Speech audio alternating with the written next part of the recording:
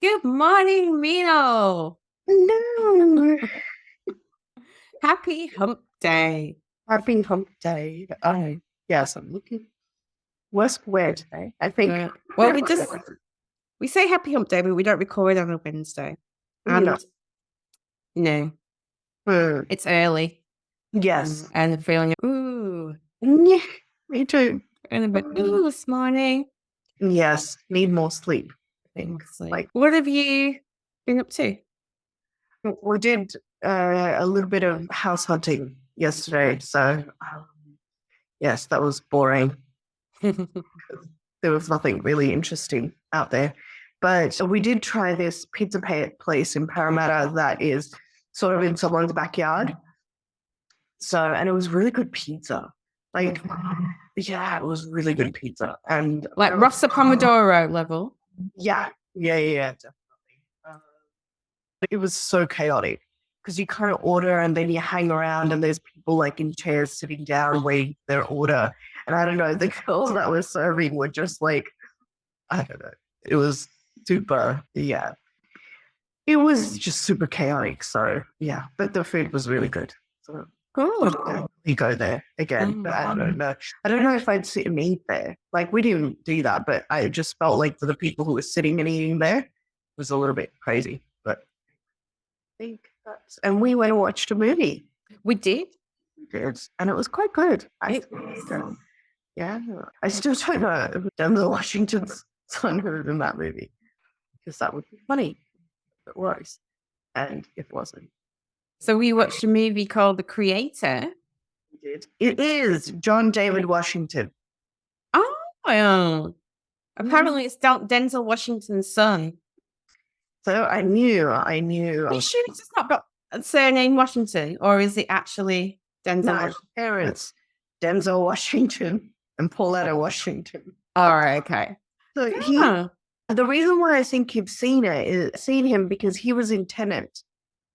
You know that movie? Was it Tenet? I've not seen that movie. That.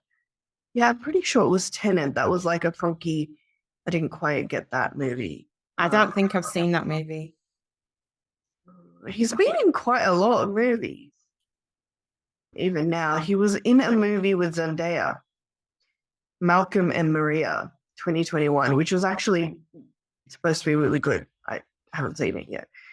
It's on my list. And Black Klansman, which looked really good in 2018, but again. All right, okay. No, I actually didn't even know Denzel Washington's son was an actor. No idea. Huh? Yes, like I said, not as charismatic as his dad, but still not bad. Well, he can act, for sure. Yes, definitely. What else have I been doing since we last spoke? Besides the movie, what have I been doing? I sent an audition in. You know, I get these auditions for a TV commercial. I haven't got one yet.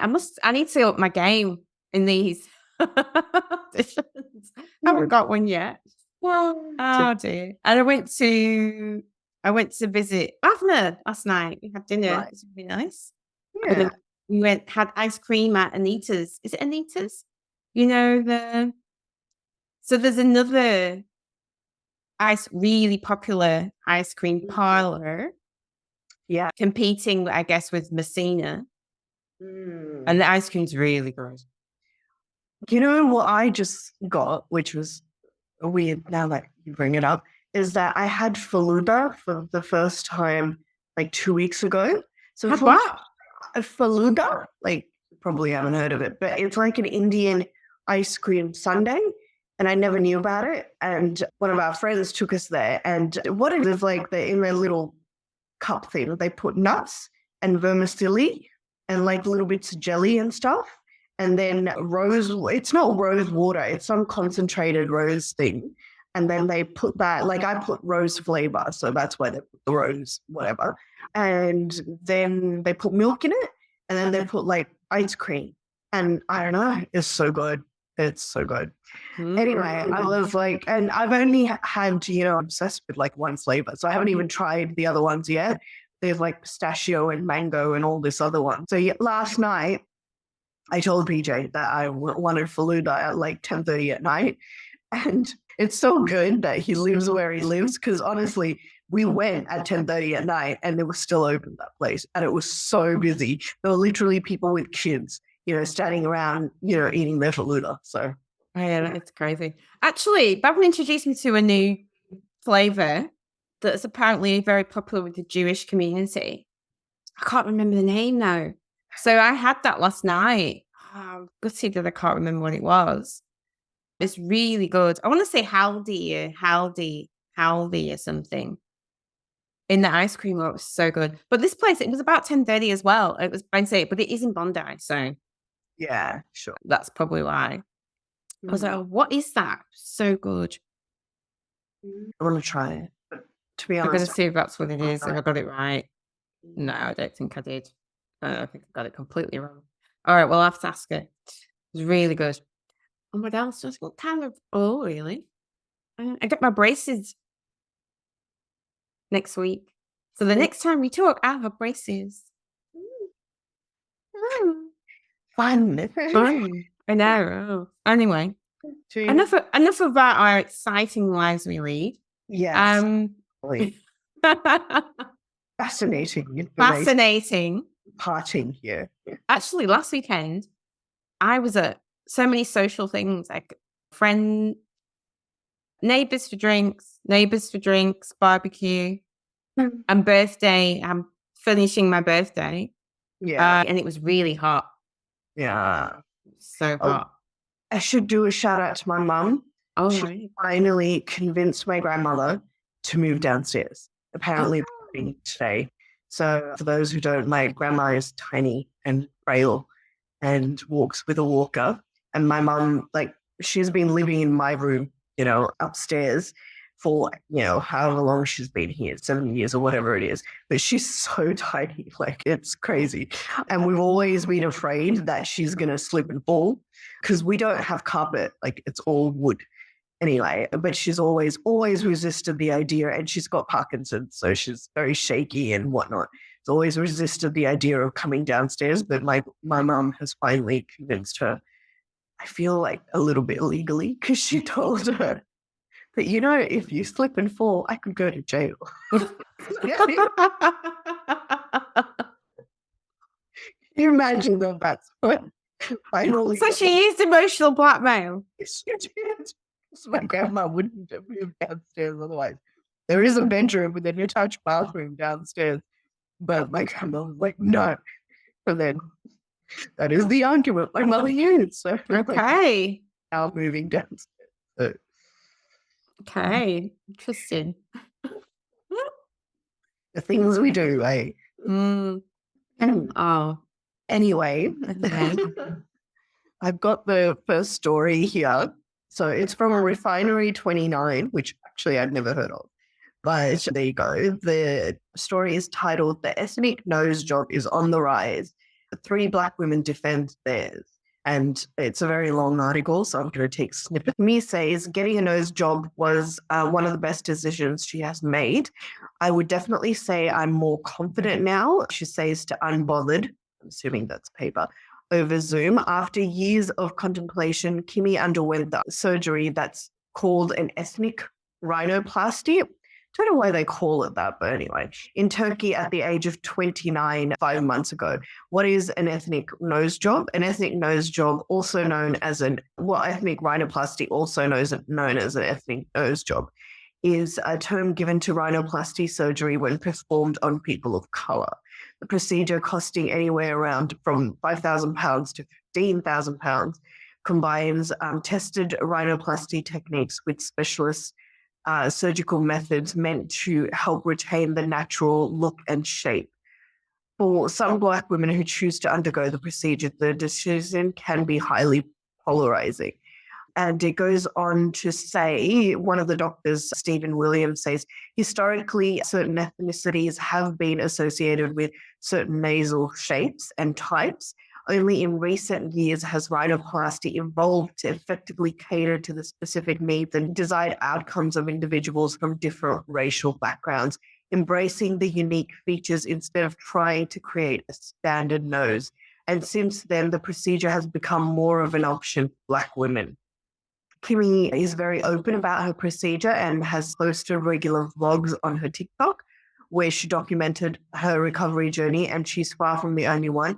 There are currently 157 million, that was like close to what I was trying to say. Anyway, 157 million across the videos using the hashtag ethnic rhinoplasty. And it's a very popular thing, as there are relatively few Black women who openly discuss their experiences with undergoing rhinoplasty due to fear of being judged and in some cases labeled anti-Black. I've always wanted a nose job because, to be honest, I closely resemble my dad, and I've always admired my mum's appearance. Like most young girls who idolize their mothers, I've wanted to change my nose since high school days, not due to any bullying or external pressure, but simply because I wanted that. I wanted to do something for myself. There is Amanda who says the same thing. Original nose was similar in shape to her father's, and I've always been aware of my nose from a young age. Occasionally people would mention it to me, but it never triggered me that much. I knew getting surgery would allow me to get a more symmetrical face shape that I wanted. The whole process was very straightforward. My doctor explained the whole process. I traveled to Turkey with my friend who helped me with the recovery. I had quite a bit of swelling and couldn't breathe through the nose for a while, which was probably the thing I struggled with most. But overall, I'm loving the results so far. I started YouTube videos about my journey because I noticed there wasn't much information available online from women who look like me, who had actually gone through the surgery. She adds that I do have to say I do love my nose following surgery. I just feel like it fits my face a bit more. I've always been aware that my nose really didn't have a bridge. I actually really love my nose from the side profile. I just didn't like it from the front profile. So I would always take pictures from the side. Now I take pictures from the front. When I first woke up from surgery, I was immediately in love. I love the way it is now, but I know that I am still not done healing. All right. Okay.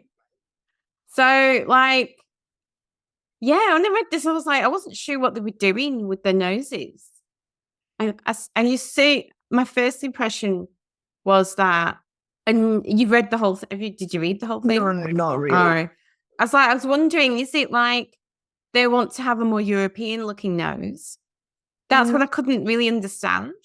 Well, they haven't said specifically about the shape of the nose, but I think back in the day, you could say maybe, because that was really the only ideal shape that most people were looking for, but I don't think so. And most of these guys, like the two examples that I've used, they've said that they want their noses to look more like their mothers, which if they're half, like half white, half black, I mean, I assume their mothers are also black. It's just probably the nose isn't as, I don't know, whatever it is, isn't too much like their dad's, So I imagine it's not really European noses that they're going for. It's probably just a different shape than the one that they have. They don't like the shape, so they want to change it. So yeah, it's a tricky one. And I think, to be honest, I think it applies to people that are white as well, not just black or women of color, because I mean, there's the whole thing in Asia, isn't there, where they change the nose. Well, they're very famous for the eyelid surgery in Asia, for the double lids and whatever it is that it's called. So they've been doing that for, decades. And plastic surgery in general is very popular in Asia, I think. For me, it's more, the thing I don't like is changing plastic surgery to look like another ethnicity. Yeah. Or to basically not look like your ethnicity. Yeah. Whatever it is. That to me is scary. And I understand feeling like that myself when I was younger, especially around my nose, actually. Well, so many things. Hair, skin, nose. Gosh. But you have sharp nose. Yeah, but the thing is, I have my dad's nose. Oh. And it's wider and flatter. Yeah. I actually don't mind my nose. But I did have a thing about my nose. Yeah. And would look at nose and was like, because it was different. I don't think it's not as wide and flat as some people's. But yeah, I just had a thing about my nose it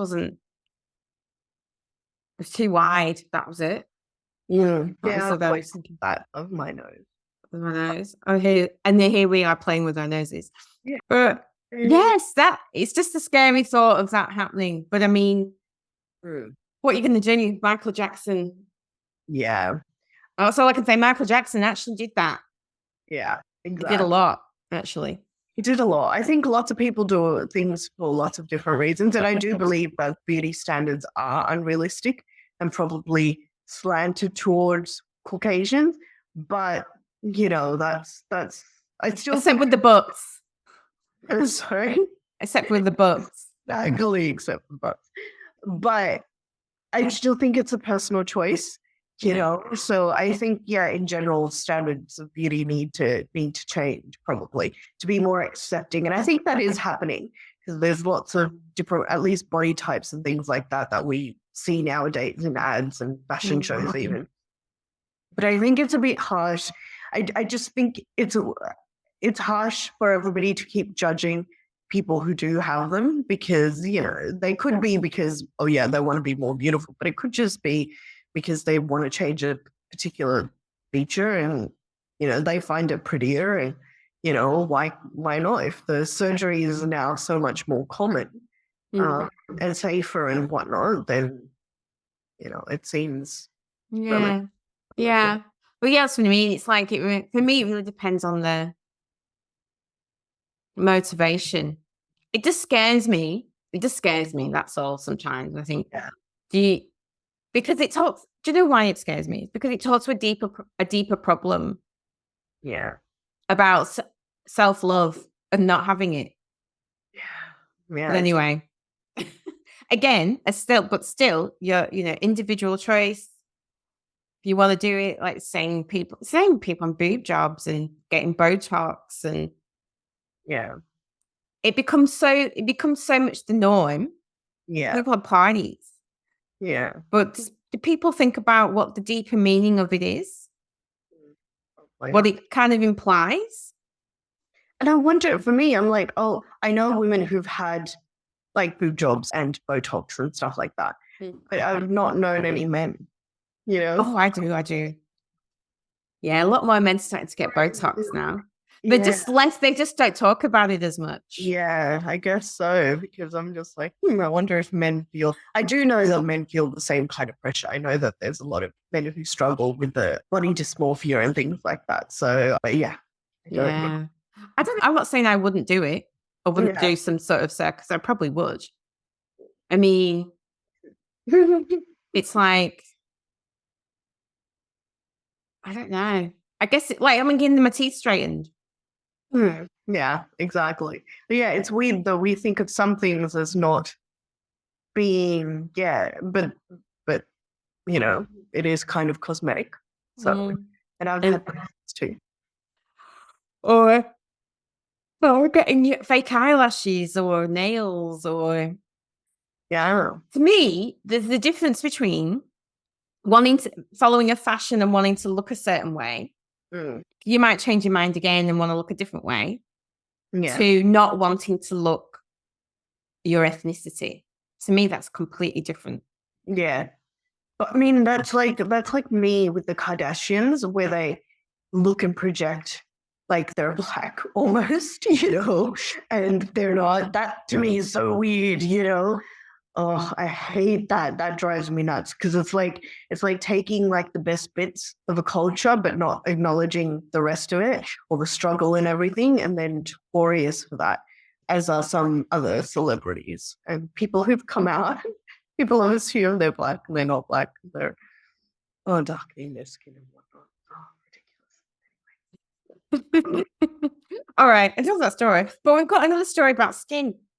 We do, yes, from the C, which talks about the Exeter medical students who've created a profile, a website, I think, that have common skin conditions, but the skin is not just Caucasian. They've used like different skin tones and things like that, because you may not know, but like obviously that something like eczema, for example, can look a certain way on Caucasian skin, and it looks completely different on, black and brown skin or whatever it is. But they've never really shown that in medical books. So these guys have created a website to make it a little bit easier to make the differences, see the differences. And it's called Skin for All website. So pretty cool. Yeah. I checked out the website, actually, Skin for All. Did you have a look? No. Well, you would put you off your breakfast. But yeah, I had a look at it. And I thought it's good. It's true, though. Like when you taught medical school, not that I went to medical school, but I did do some subjects that the medical students did. That the textbooks are all pretty much Caucasian examples. And some things present very differently, especially skin, things that you physically can see on different skin types. So I think if you're going to be, especially if you're going to be a dermatologist, something, yes, you really need to learn about that. Yeah. It's kind of weird that it's only an idea in the last however many years that's a need. I think it's kind of unusual. But actually, even saying that, same can be said for men and women. There can be differences, like they're only starting to find out, about neurodiversity and things present differently in men and women. Even heart problems present differently in men and women. So there's even gender differences that we're not educated on, which is interesting. And I don't know whether this is true about the seat belts and how they're tested mostly on men. And it's like, I think it's 40% less effective or something on women. I might be making that up. So, is that because of boobs? I don't know. They're just saying they're mostly tested on men, have been mostly tested on men historically. So they're just like, okay. Yeah, it's weird. But I have noticed it's weird that it's only come up in the last years. But I've noticed it a little bit more, that people are like, oh, look, it looks different on different colored skin. Like, yes, indeed. I know. Well, let's put this is a minorities in a lot of countries. Yeah. But I think, couldn't they exchange information with other countries? Yeah. Like, Africans, but minority is a white person in Africa.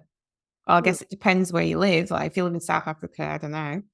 But, the minority is a white person there. And then in like the West, the minorities tends to be people of color, Asian. But then in Asia, a minority is a white person. So surely they teach medicine in those countries. I don't know if they use resources from overseas, though. They might. Yeah, I don't know. Rather than creating their own to share that knowledge. Yeah. It's just me talking about, collaborating so that everybody's got the knowledge. Anyway, just a thought. What? Oh, some of the story. What's my story? Oh, yeah. Oh, yeah, this is a really good story. This is like, following on from the last, we did talk about women in Iran last time because, they've been quite defiant against the morality police. Yeah. So that was what we talked about last time. But this is really great news. So the Nobel Peace Prize that they hand out every year? Yeah. Every year. I don't know enough about it, but Mm. It's been given to a woman, Narges Mohammadi, who's Iranian. And she's in jail right now. Jeez. Yeah. And there's this amazing picture of her on the BBC. It's a BBC News story. It says, imprisoned Iranian human rights activist Narges Mohammadi has won the 2023 Nobel Peace Prize. And it's just announced this decision. And she's being honored for her fight against the oppression of women in Iran. But it's come at a tremendous personal cost. And she's currently serving a 10-year jail term in Iran's notorious Evin prison in the capital, Tehran. And then this is Iran's foreign ministry response. They're saying the award was biased and in line with the interventionist and anti-Iran policies of some European countries. U.S. President Joe Biden called on the Iranian government to free Ms. Mohammadi as he praised her unshakable courage, whilst French President Emmanuel Macron said she was a freedom fighter. And it's gone so to talk about who she is. And I was reading it, and I was like, oh my goodness. Like, she has been in prison a lot. Let me see where it says. Oh, where does it say how long? And she has a son who she doesn't get to see. So, as well as her current jail term, Ms. Mohammadi has been arrested 13 times, convicted 5 times, and sentenced to a total of 31 years in prison. She's also been sentenced to 154 lashes, and it's unclear whether that punishment has been carried out. And last December, so last year, she wrote from prison to give the BBC harrowing details of how Iranian women detained in demonstrations were being sexually and physically abused. She said such assaults have become more common during the protests triggered by the death in police custody of 22-year-old Mahsa Amini in September 2022. Girls was it years over a year ago. So the unrest later spread across the country with demands ranging from more freedom to an overthrow of the state. Mm. So it was the protests where they're cracking down, and they've cracked down a lot. Mm. And in 2020, so she wasn't in prison then, she was speaking to the BBC, and she was or is the deputy head of the Defenders of Human Rights Centre. She explained why she was dedicating herself to advancing women's rights in Iran. She said, in my opinion, supporting human rights efforts and actions aimed at achieving freedom and justice anywhere in the world, whether in Iran or any other country, is very important and very heartwarming. And in last year, she was included in the BBC's 100 Women, a high-profile list of 100 inspiring and influential women from around the world. But yeah, it's really sad, isn't it? Yeah. And to me, it's like, I think we talked about this last time. Why would she stay there knowing she would go to prison? Because she could probably get refugee status somewhere else. But she chooses, I'm assuming she chooses to stay there. Yeah. That's what I would be interested in. But what do you think she'd say? Do you think she'd say, well, this is my home, and she's fighting for her freedom to live in her home, I guess? Well, I mean, I guess she has dedicated her life to the women there and changing the way that Iran is towards its women. So it's more of a thing that you have to be there to try and influence change as opposed to trying to do it from somewhere else. True, possibly, yeah. Yeah, it's just such a sad. Millions of Iranians will be cheering this award, apparently, with human rights activists around the world. The Nobel Committee decision also sends a very strong signal of disapproval to the Iranian authorities. Yeah. At the ceremony, Miss Reese Anderson, so Miss Reese Anderson she's part of the Norwegian Nobel Committee, is speaking, says she's urged Iran to release Miss Mohammadi from jail so she could attend the prize ceremony in December. I think that's very unlikely. Very unlikely. Yeah. And then the UN said the award highlighted the courage and determination of the women of Iran and how they are an inspiration to the world. Yeah. Harsh, eh? Yes. But good that she's got the Nobel Peace Prize. And so that's kind of dominating the news at the moment. Yeah. I do hope she gets out of jail, but it doesn't seem very likely. No. And actually, I saw something in the news about a teenage girl that was beaten in Iran the other day. I think it probably happens more often than it's even reported.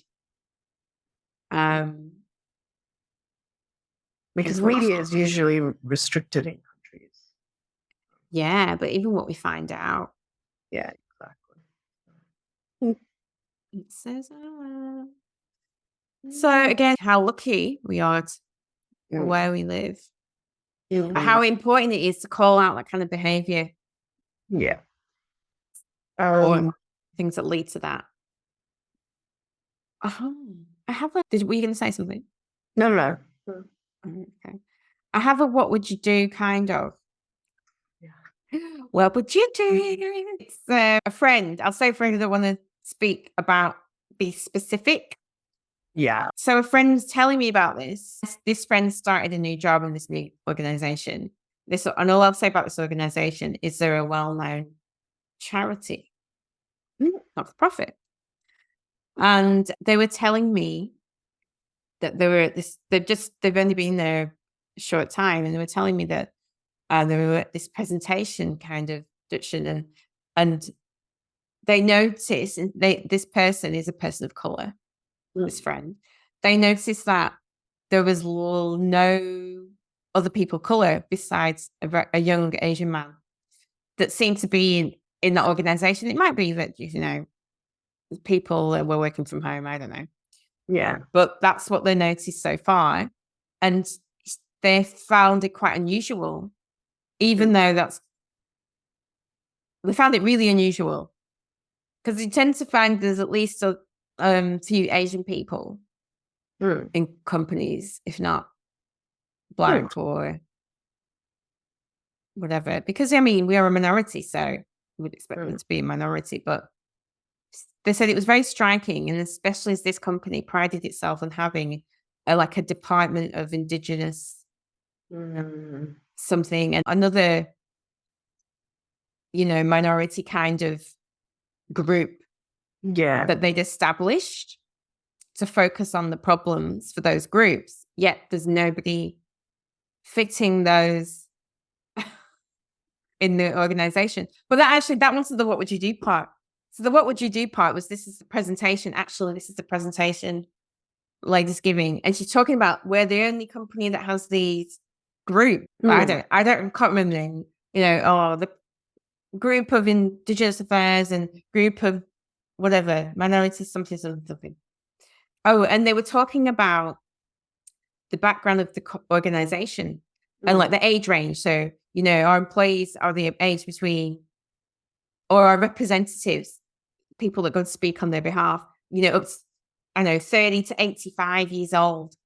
And then they were going through, and then they had an ethnicity breakdown. I think it was Caucasian, Asian, and Indigenous, 3. And then this lady said something like, because I wasn't there, this is, second-hand information. And my husband, when he read this slide, thought that was being racist, saying Asian. And then apparently looked at my friend saying, and, thinks that's racist.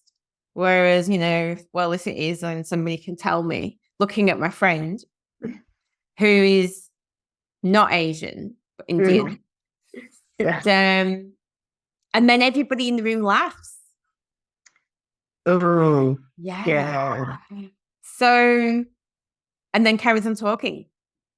And my friend said to me, I was going to comment and put my hand up and say, well, Asian is very general and covers so many ethnicities and nationalities. It's not even really an ethnic group. No. You might be Southeast Asian, you might be whatever the ethnicity breakdown is. And so maybe that's just maybe a bit too general. She said she was going to say that, but because everybody laughed. Yeah. And this woman seemed to be indirectly directing that comment to her. Probably because she was the only non-white person in the room, with the exception of this guy. She says she felt really uncomfortable and didn't say anything. Yeah. And I was just like, yeah, what would you do? Yeah, no, I feel very uncomfortable too. But I'd be like, well, why would you jump to racist? Like, why is it always racist? I almost think it's like, it's like a blanket thing now to say, oh, it's racist, but we don't want to talk about it because it's played off as a joke because it's not, oh, clearly I'm not racist or something. It's like, we don't even give a shit whether you're racist or not. It's just not representative.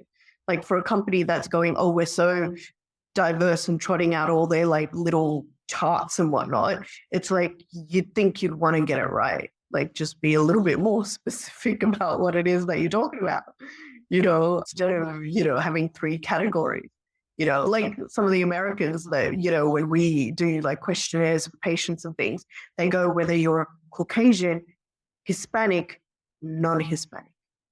Like, okay.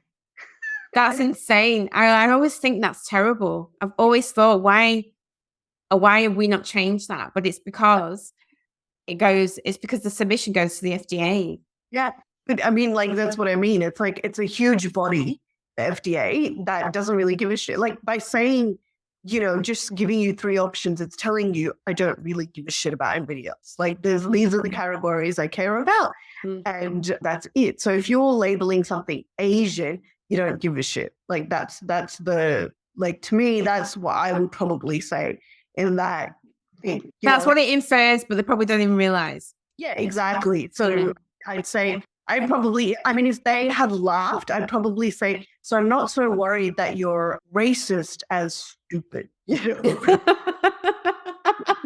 you say that? And I think because they'd laugh, you could automatically just say, oh yeah, it doesn't really show that you're racist. Like, we don't give a shit about that. It just says you're a little bit stupid. That you live in Asia Pac and you can't tell the difference. Like, and then I'd be like, well, it's 2023. Maybe you should learn about it. Oh, I feel like you live in Asia Pac, bro. It's like living in America and going, I don't know what Hispanic means or who Hispanic is, It's like, well, learn the population. Do you not think it would be like living in America and just saying Latin? Yeah, something like that. Yes, yeah. Or isn't that the same sort of thing? Yeah, isn't that the same thing? I mean, yeah, I guess it just is an ignorance that's ironic. It's an ironic ignorance. It really is. And what is hilarious is they don't get it. Like, it's just a whole bunch of white people sitting around laughing, oh, I'm racist. It's like, what? But, no. Yeah. Bizarre. It's almost like there needs to be another word. Not stupid, though. I think that word might be a little bit antagonistic, Meenal. But yeah, maybe like, let's say another word for not understanding the implication of what you're saying. Yeah. And it doesn't have to it doesn't necessarily fit racist.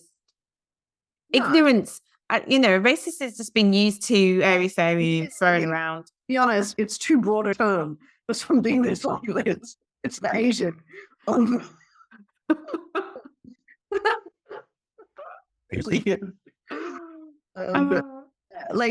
to me, you can't be that ignorant nowadays, especially in the country we live in. Like, it just doesn't make sense to be that stupid and ignorant. But yeah, and especially as an institution, you need to be more educated, Yeah. But yeah. It's quite interesting. Yeah. What was interesting is just this person telling me this. There was another one she told me, and I can't remember what it was. But yeah. And this whole, how they categorize, this is, whatever it was, I can't remember, but Caucasian, Indigenous, and then Asian. It's like, and people say things about Indigenous people, oh, you're just there filling a quota and, whatever. Like, the Indigenous person is just getting a job, right? It's these guys who are using that Indigenous person as oh, look at us, we've filled a quota. Like, isn't that, like, to me, that is so random. It's not usually the Indigenous person who's like, oh, let me fill a quota in here. They're just trying to do a job and live their life, and yet they're the ones who are sort of, pointed out, hey, you're using opportunities. But, yeah, it's one of those things, isn't it? It's a grey area. It's a grey area. But in any case, most people don't want to feel that way. Yeah, of course they don't. Yeah. So, yeah, I don't know how they'd feel about, having being toted out every time, by companies. We're doing it. We're so great. And like, something happened to me. I was talking to a group of people, giving a bit of a story about how I was bullied because of my color and my hair and all this kind of thing. So racism, bullying, like physical violence and verbal abuse kind of stuff. And this person later put to me, "Oh, thank you for sharing it, sorry, Mom." And he's like, and he was telling me how interesting it is. So many people get bullied at school. So many people. It's a big thing. Yeah. This was a white gentleman telling me this. And I'm just like, what's his point? Yeah. I was just Yeah. I think sometimes when people have nothing else to say, you know, so sad. I don't know. Like, okay. Well. Anyway, I'm just like, anyway, I don't know why I take off topic there. I guess my point was, what did it feel like? I guess it felt like it was minimizing my experience. That's what it felt like. When like it's so common and it happens to everyone. It's not because it's not a racism thing almost because it happens to everyone. Right. Yeah. That's kind of that was the impression I was getting from what he was saying to me, but I could be wrong. So anyway, it is interesting. So that was your what would you do? You should have been in the room then because that would have been hilarious. Yeah. Especially if I was having a moment, I would definitely say that. What are you talking about? Oh, that's so funny. Jeez. All right, then let's wrap it up for today. That was really fun talking to you, Meenal, as usual. Great. And fun talking to you too. Until the next time. Oh, vote, people. Oh, yeah, vote. This comes out after the vote, so they're voted. Well done. Yeah, well done for voting. Let's hope that when we next come back, we can talk about the result. Yeah. All right, bye. Bye.